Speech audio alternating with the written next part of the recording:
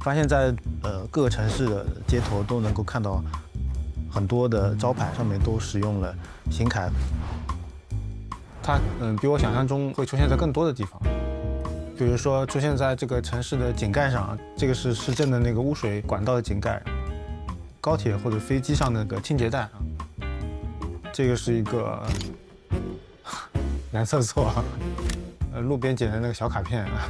啊，這個是在那個我去那個馬來西亞首都那個吉隆坡旅遊的時候，街頭看到的一個那個畢有元大師啊。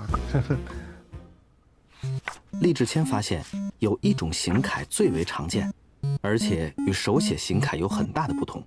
但如何一眼認出這些不同，他分享了一些小竅門。